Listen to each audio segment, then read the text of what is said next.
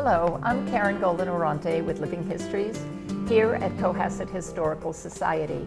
And today I am with Ross Sherbrooke, a lifelong resident of Cohasset, who's here to tell us some awesome, remarkable stories about his memories of Cohasset growing up.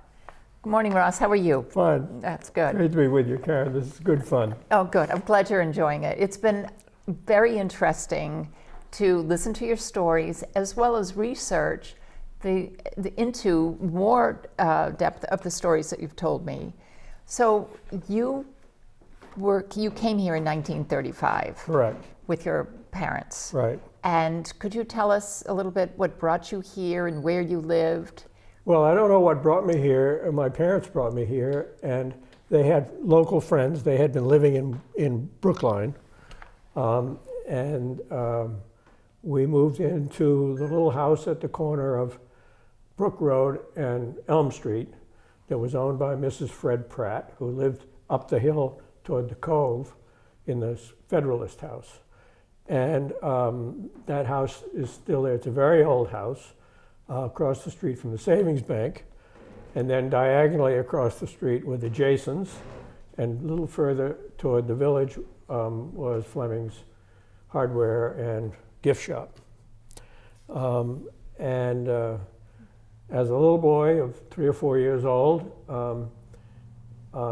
Billy McAuliffe was one of my first friends.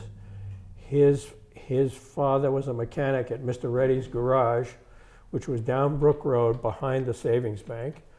And he and I would go down there and harass Joe Sylvia and Manuel Marks. Mr. McAuliffe was always very quiet and kept to his work. And then Lindsay Durant and Jody Benson and Hopi Warren, who lived back up the hill right here, just 2 houses away from the Historical Society, were young friends too, because our parents were pals. And Lindsay Durant and I used to fight in the playpen from the age of practically nothing. So what are your earliest, we have some wonderful photographs that we're going to show as well, with your being pulled by a horse in a sleigh by Mr. Jason. And no, it's Mr. St. John. Oh, Mr. St. John? Yeah. And some of the other neighborhood children. So when your father was here, where did he work when he was, or where did he have to commute to go to work? He didn't have to commute very far. He had been working for the A&P because he had lost his job during the Depression. And so he worked at the A&P, and then he got a job in Boston because he was an MIT engineer and a refrigeration expert, so-called. And so he commuted to Boston and went to work for the Quincy Market Cold Storage and Warehouse Company. So one of the things we found out about the A&P is that it was, in 1930, the largest retailer in the world, which is, according to Wikipedia, but it was pretty spectacular because it had like 20,000 stores worldwide, which I thought that. And I remember my father saying. One of them was right downtown Cohasset. Yes. Right. Across the street from St. Stephen's Church and what was then the jail. Yes. I remember my father saying they only paid him $22 a week. It may have been a huge company, but they knew how to make money in those days, I guess. So now your grandfather, however, was still living in Brookline at this time? No, he died in 1917. Okay. And he had a pretty remarkable story with his carriage business. Yeah. Of course, long before I was born. Mm-hmm. But the Chauncey Thomas Company, which he was a partner in, I gather, was a pretty good carriage builder. Well, for 40 years, we were talking about that it was at the base of Beacon Hill there in Chestnut Street. Yeah. And then it had the 4-alarm fire, which was pretty spectacular, but no one was injured, and then they moved. And it was right next to the fire station, but the place was so full of paints and varnishes and shellacs and stuff that I'm sure that all burned very well. Right. My grandfather in the late 90s had been recognized for some carriage designs, and we have a couple of medals that he won at the Paris Exposition of 1890, I guess. And he worked for the Studebaker brothers in the 90s, and then came back to Boston, I would say probably about 1900. But my father was actually born in South Bend, Indiana, at Studebaker. Oh, interesting. So, the refrigeration company that your dad worked for, and was that the one that was related to Mr. Birdseye? Mr. Birdseye worked up some with my father, and they were, of course, interested in the same thing. Mr. Birdseye had become fascinated with the idea of freezing food from his experience in Newfoundland, Yeah. which I read about. And one thing led to another, and so they perfected that kind of thing. And then I don't think Father had anything to do with Mr. Birdseye during the war, but he was very much involved with supplying the convoys leaving Boston for Europe and England. And my father developed the process for freezing milk in World War II, among other things. But so he was interested in that kind of thing. I don't think Mr. Birdseye had anything to do with that. Because I had no idea Mr. Birdseye had started his freezing food business in Gloucester, Yeah. which I thought was fascinating. Well, But of course, that ended up being eventually became General Foods. right. Quincy Market Cold Storage had big refrigerated warehouses in Gloucester, primarily for fish. And I'm sure that they got together there. And there was a huge warehouse on T Wharf in Boston. T Wharf's now been taken down next to Long Wharf. And I can remember being in a cold storage room one time with my little brother, and there was 7 million pounds of cranberries in it. And we threw cranberries at each other. What we remember. So Yep. so now you're become school age. Well, let me ask you some of the other earlier memories you were talking about of growing up in Cohasset. Particularly, you were close to town, so you had an opportunity to be very close to the harbor. And at what point in time did you pick up sailing, which was a big part of your life? Oh, much later. I mean, before the war, I was just a little kid. I remember the hurricane of '38. And we talked about it earlier, but I remember Hatherley, with a big apron on his back, bringing a big chunk of ice for our ice box. And the furnace was coal furnace. The ashes had to be shaken down, and the ash cans we'd take up to the dump in Beechwood. And then later on, the Williams brothers, Dell and Frank, and I can't remember there were 3 Williams brothers. They came and developed a little business. They had a truck, and so they hauled garbage and stuff.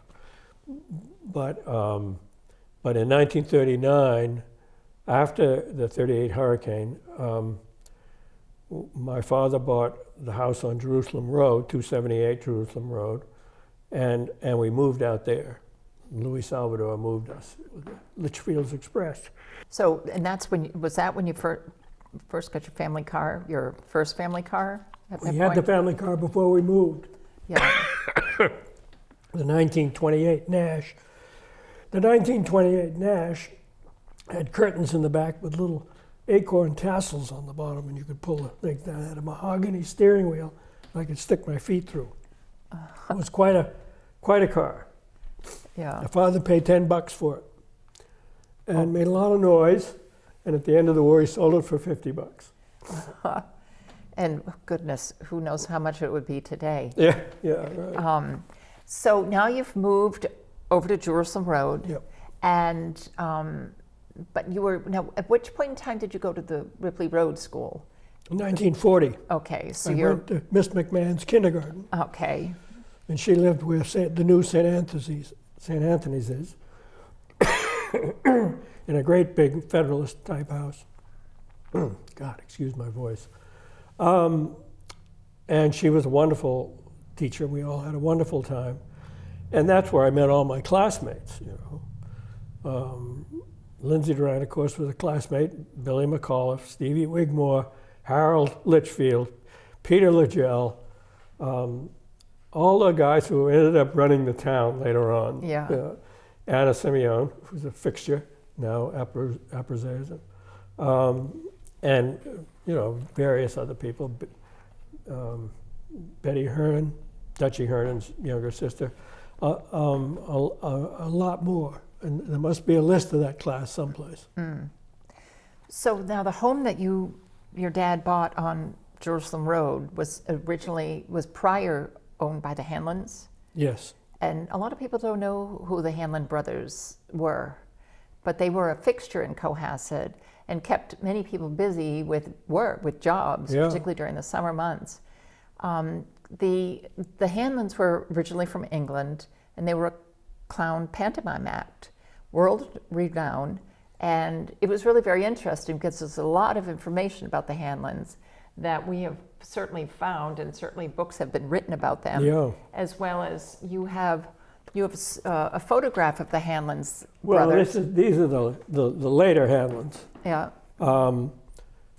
This photograph is of Will and Edward Hanlon in the barn at 278 Jerusalem Road. There is a board with Hanlon Superba written on it, or there was, at least when we lived there. And these are the last two Hanlons to perform in the circus, as far as I know. Father wrote the circus a letter, and Ed or Fred wrote a letter back. And then when the circus came to Boston, they invited my parents and my little brother to go to the circus, which they did in the 50s, 1950s, several times. And they all had a great time together. And one of the funny things that Fred Hanlon wrote, he was just a comedian, in a letter to my parents, he said, "We had a wonderful time visiting with you, and thank you for the mince pies, which we enjoyed drinking so much." Well, the Hanlons have been attributed to certainly other acts Yeah. as well. But that was much earlier. Yeah. When they came to Cohasset, what, in the 1880s? Well, they came to America in the late 1880s, but we have, let's see, we had them till 1905, I think. I know William Hannon is actually, I think it was that William Hannon that's buried at Central Cemetery. Yeah. So anyway, they were a fixture here Couple in of town. generations, yeah. Yeah. And many people in town worked at there was a 3-story building Right. that is obviously since torn down, that all of They had trapezes and the stages. all kinds of high wire acts and things going on. And they had trapezes in the barn at 278 Jerusalem Road as well. But the fancy acts were perfected at the 3-story building in town, down by what we called the depot. Oh, the deep. Okay. Well, it's still called Depot Court, right? Oh, the road. This is true. This is true. Right. So now, some of the other characters and some of the other experiences that you had growing up. You spoke about Mr. Jason, and you also spoke about bread and cheese, and you also spoke about during the Prohibition era. Could you just highlight some of your boyhood memories on those? Well, Mr. Jason, Sergeant Jake Jason, was very much a fixture in town and was very much around during Prohibition, so that when the fishermen brought in a load of booze, very often people like Sergeant Jason would be there to greet them when they came ashore. And I'm sure that not all that booze was confiscated and destroyed by the police, because before we moved to 278, when we lived at the corner of Elm Street and Brook Road, on a Sunday afternoon, I can recall my father hearing this call from across the street, "Roscoe!" And my father would go across the street and they would get down to Jake's basement and crack open a good bottle of scotch or something that that Jake had taken in probably as a small bribe for letting the booze go through. I remember a story that Louis Figueredo had a dory full of cases of whiskey that he was rowing in from a schooner offshore that had come from Nova Scotia. And the revenue cutter was chasing him. And Louis just kept rowing calmly in because he knew exactly where he was. And as he rowed in, he rowed over a ledge, and the revenue cutter went aground on the ledge. And he got in with no problem. I wasn't there, obviously, for that, but I remember the story. And then both he and both Louis and Bill Poland pasted labels on the booze that came in at Black Rock Beach and found its way up to the Bread and Cheese on Forest Avenue. The Bread and Cheese was a famous speakeasy. And whereabouts on Forest Avenue was that? Well, obviously it's up over the hill and just starting down the first downhill on the right-hand side going inland. And it's back away from the road. Okay. It's still there. You mean the building that was... The building is still there, yeah. So... It's a private home. So you went to the Ripley Road School. Yes. And then you went on to... Went to Ripley Road School all during the war, and in the second grade, Miss Rhodey, our teacher, left in the middle of the school year to join the Marines. And then after I got through the sixth grade, I went to Milton Academy in 1947. I had a wonderful time there. I had pneumonia one year and ended up having to repeat a year. So I graduated from Milton in 1954. And it was a terrific experience going there. Made a lot of difference. So. And after you commuted to Milton at that time? Yes, for most of the last 2 years I was able to board. Yeah. And that made all the difference in my grades. Yeah. But prior to that, commuting began in the dark in the middle of winter at the railroad station where my father was going to the train, and I would get picked up by a man who worked at the Norwood Airport. And he would deliver the Durant brothers and Kai Sylvester and Benji Williams and me to Milton in the morning and then pick us up in the evening on the way home. And that was exhausting, and I would get home, have supper, and fall asleep at my desk and not do my homework, which had something to do with it as well. So now when you graduated Milton, then where did you? I went to Princeton. Okay. In New Jersey, because most of my classmates went to Harvard. In those days, it wasn't so hard to get in. In fact, they took people because they needed people. There weren't a lot of kids from the Depression. And a few went to Yale, and even fewer, 5 of us, I think, went to Princeton. One guy went to MIT. But I needed to meet some new people and get away, so all my best friends went to Harvard. So is that where when did you fall in love with sailing? Is that? Oh, gosh, long before that. Okay. Lindsay, who was really my oldest living friend now, longest living friend, and I started sailing at the Cohasset Yacht Club when we were about 8 years old. And we had rookies, which was 7.5-foot catboats, and I could get you a picture of one if you want it. In those days, it was during the war, 1942-ish, 43, we just went sailing. And we raced 5 days a week when the tide was high over the flats. The rest of the time, we just fooled around the yacht club and sailed a lot, had a wonderful time, and so we got a lot of time on the water, and I became fascinated with the water. The steward at the yacht club was a wonderful guy, Martin Grassi. He lived in North Scituate up beyond the Lincoln grist mill. And he let me follow him around. Basically, I learned to splice and this, that, and the other thing. And I learned about sailing in the fog and other things that have held me in good stead over the years. So what I'm trying to, you built a sailboat at some point in time during your... At the shipyard. I've never built a sailboat for myself. Okay. So you were building sailboats at the shipyard? Originally, I was working on minesweepers, 165-foot AMS class minesweepers for the Navy.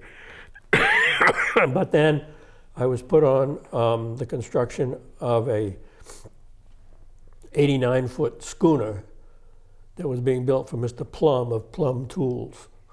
And I worked with 6 guys from Nova Scotia who really knew how to build ships, wooden ships. And it was a terrific schooling for me. I'd always had tools. Many of my tools come from my grandfather, who had them in his carriage factory. And so I'd had a tool bench. My father built me a tool bench for my 4th Christmas. So I've always been around tools, and I like tools, like to work with my hands. So that was a great experience. And while I was out of Princeton, I was also asked to sail in 5.5 meter boats, looking up, preparing for the trials for the Olympics. And I did that in the spring, and it was too bad. I had to go to Bermuda to do that in the spring. We raced a lot. And then I came back, and I was more interested in getting through college, and so I went to Harvard Summer School.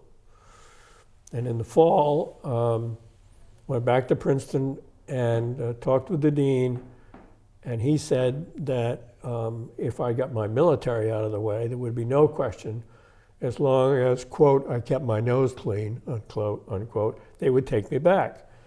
And so I thought, gee, I'd have to wait till the middle of the winter to go back, so maybe I just get my military out of the way. So I joined the Navy and went to the boot camp in Maryland, and was accepted to go to submarine school in New London.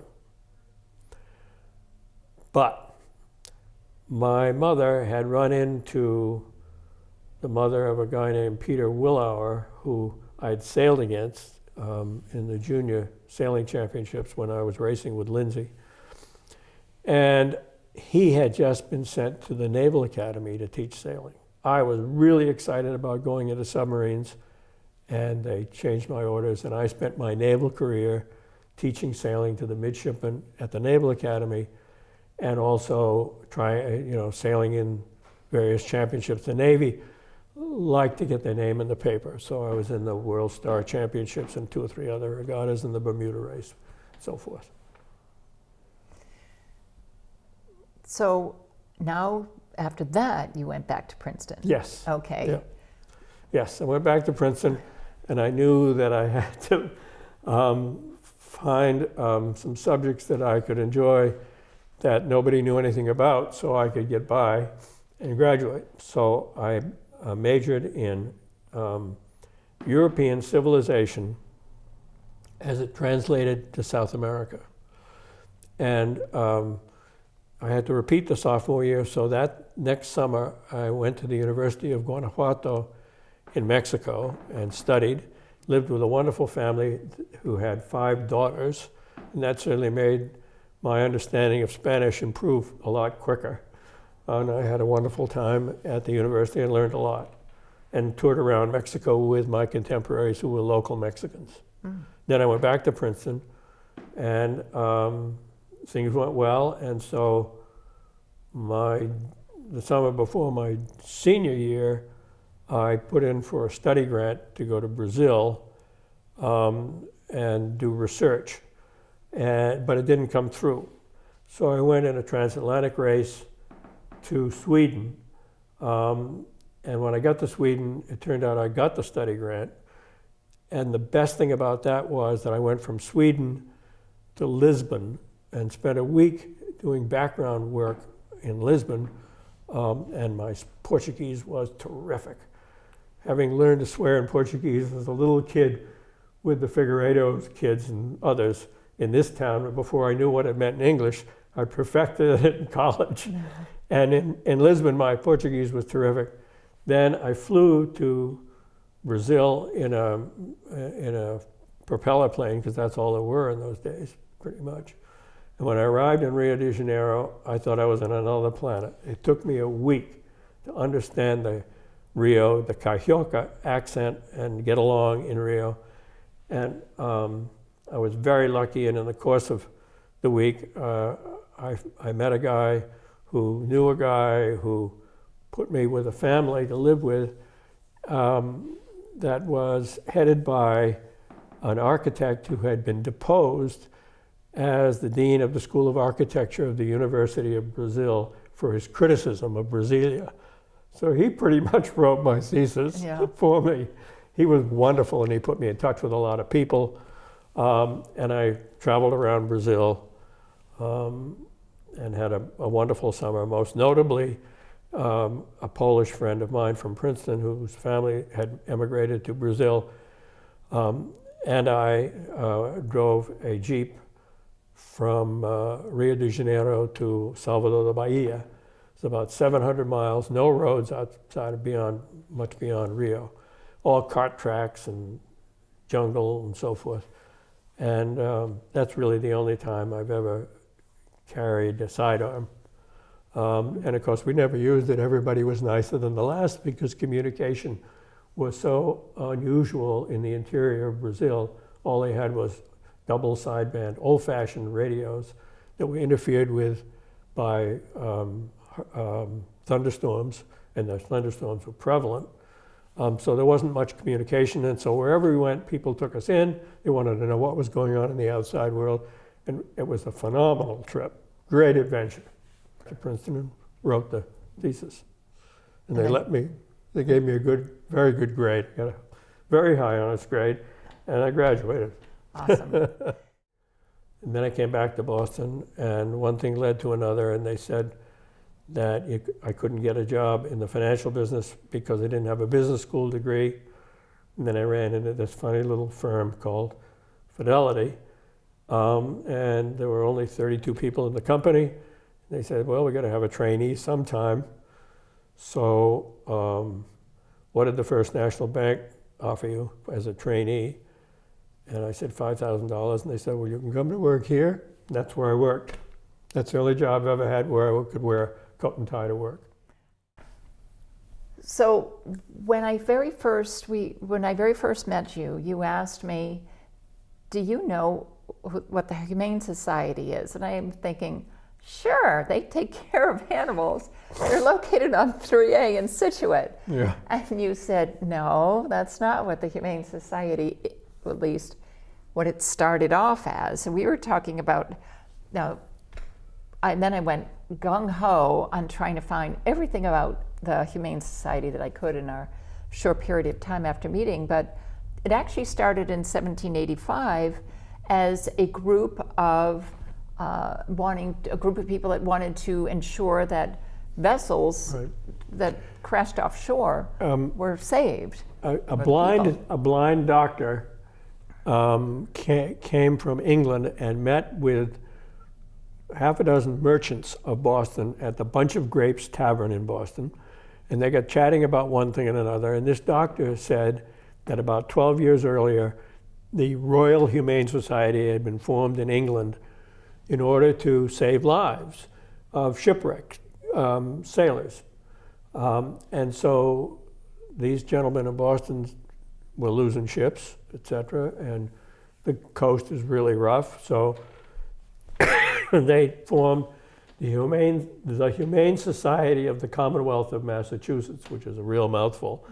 And they started out with having beach walkers on the outer beaches of Cape Cod, Radio Beach, Nauset, etc.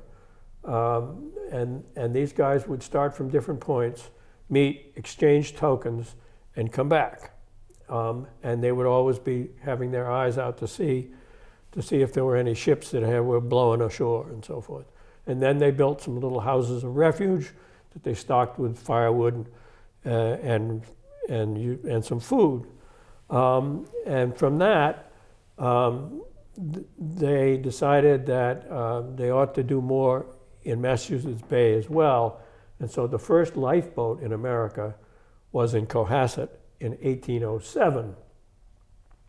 Prior to that, there's a letter in the file commending this first of all life-saving institutions in America for its good work, and it's signed by a guy named G. Washington, who happened to be the first president, 1793, etc. So it grew from there, and the first lifeboat was stored behind Whitehead, but it became so difficult to get out the channel in a bad nor'easter that they moved it to Pleasant Beach, and that's where they eventually built Boathouse 23 that operated until the beginning of World War II. And the Humane Society and then later the U.S. Life Saving Service and finally the Coast Guard were formed, and I don't know that they really competed, but they were serving some of the same areas. And of course, the most famous part of the Humane Society is the lifeboat station at Hull, where Joshua James was the coxswain of the boat and in charge of the boat station, which is now a museum in Nantasket on the way out to Point Allerton, and it looks over toward Boston Light. Made a tremendous number of rescues. He saved over 500 people and became very famous. And then later on, his son, Tecumseh James, took over. And by that time, the Coast Guard was becoming more active. So I don't know whether it really competed or how it went. Well, it was interesting because in the process of reviewing it, on the United States Coast Guard.gov website, it says the first life HUD built was in Cohasset, Massachusetts. They spelled Cohasset wrong, but you could figure out right. 2 T's. But I thought, wow, that's pretty, here we are, right in the Coast Guard website. The Coast Guard has not just befriended, but really wants to be considered part of the Humane Society in many ways. There's a brand new extreme cutter. I think it's 400 feet long. And last summer or the summer before, I guess, maybe it was summer of 15, that cutter was commissioned in Boston and called the Joshua James. Oh. So they have really done all they can to become part of the Humane Society. Mm. So you have a photograph of where the original hut that was built on at Whitehead. I don't have a hut at Whitehead. I'm not aware that there was one, but there may have been one. But this is Pleasant Beach here, Pleasant Beach all here, and the Humane Society boathouse is hard to see, but it's right there and it has a little white sign on it. The boathouse next to it was Dr. Sears' boathouse, and then Luce's boathouse, which eventually became part of our family, is there. The railings in the wall next to Luce's boathouse could be removed so that when the wagon came down the road, they could launch the lifeboat in here. And this is pretty well protected by sea ledge and black ledge, which are just offshore, not in the picture. So it was easier to launch there. And Dr. Sears' boat, Gun Rock, is hauled up there where the rails would be if his boat wasn't there, his power boat. So for some people who don't know where Pleasant Beach is. Pleasant Beach, if you go on Atlantic Avenue, past Sandy Beach, headed toward Hull, Pleasant Beach is the next beach. And those boathouses were along the causeway and just at the end of the causeway.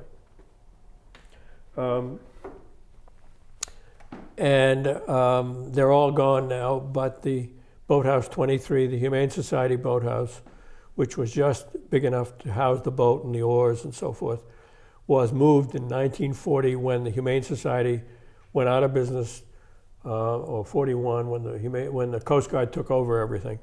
And it was taken down to Scituate, where it's at Young's Boatyard and now houses the town junior sailing program. When the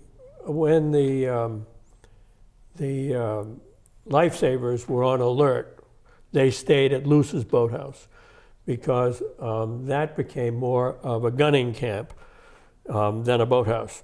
It originally had boats in it, but Mr. Luce Sr., who among other things was the first regent of Harvard College, was a clubby type of man.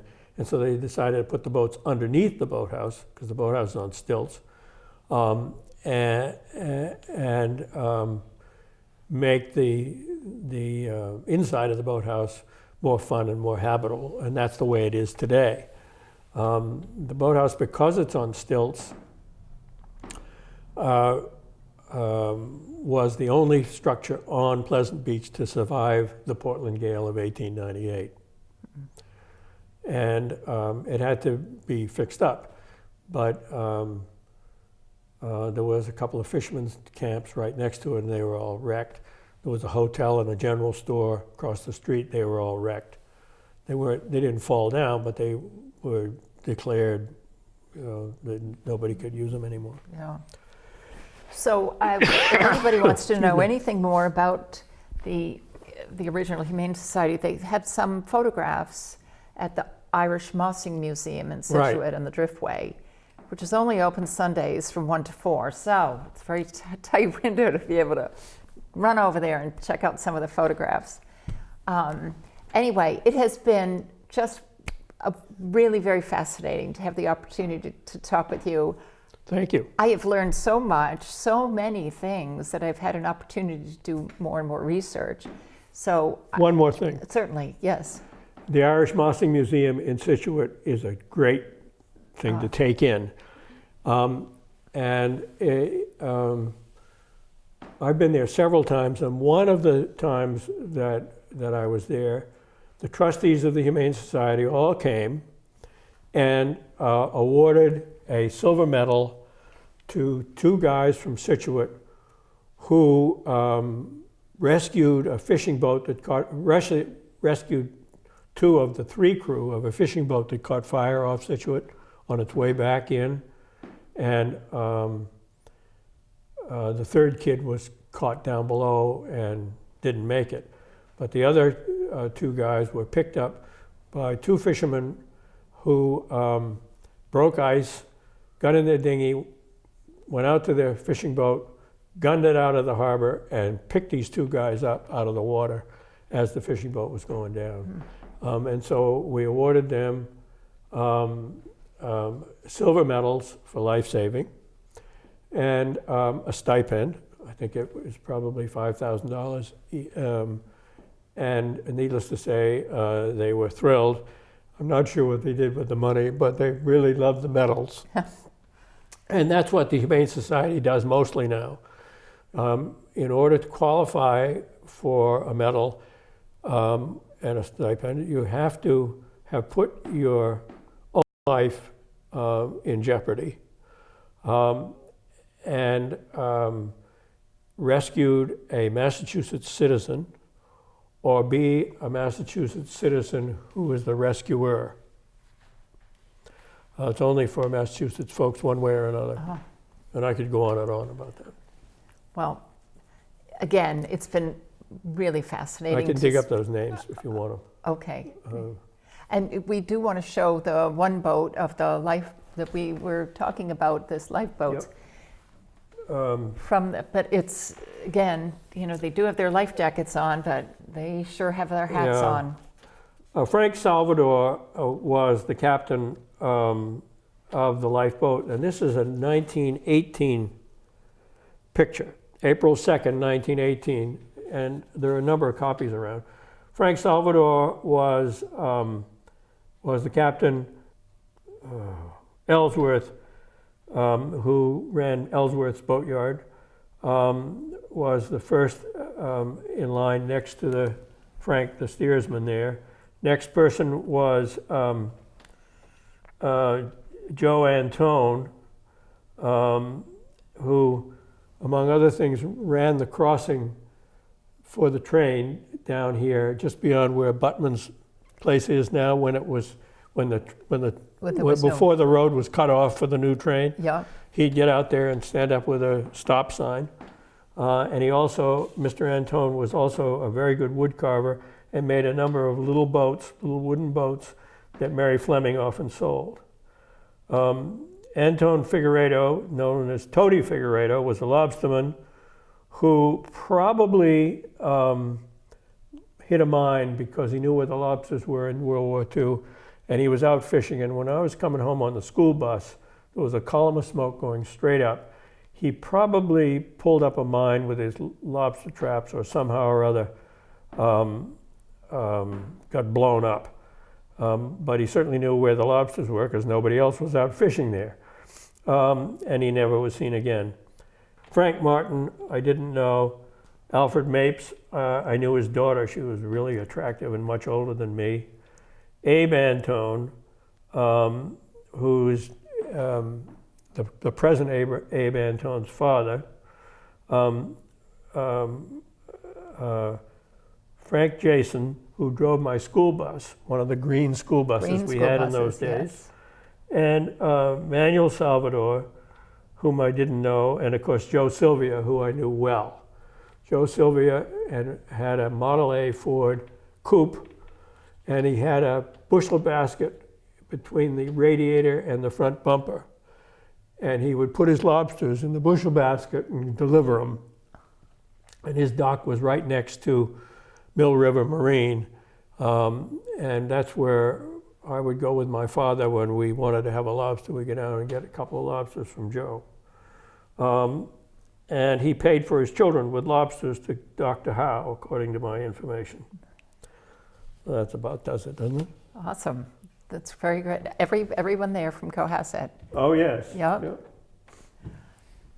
So anyway, so again, thank you very welcome. much for your time. This has really been a pleasure. You're welcome. And it's very important, I think, to be able to capture the history of Cohasset that a lot of people don't know anything about. And it just adds to their now knowing a little bit more. Yes, and it's much more fun to talk about my memories of Cohasset than it is to talk about me, and I really don't care whether you have things like my Milton and Princeton stuff in there or not, but, or business even. But I've had a lot of fun. Awesome. And we're still going. Great. So. Well, thank you very much for watching Living Histories. Goodbye.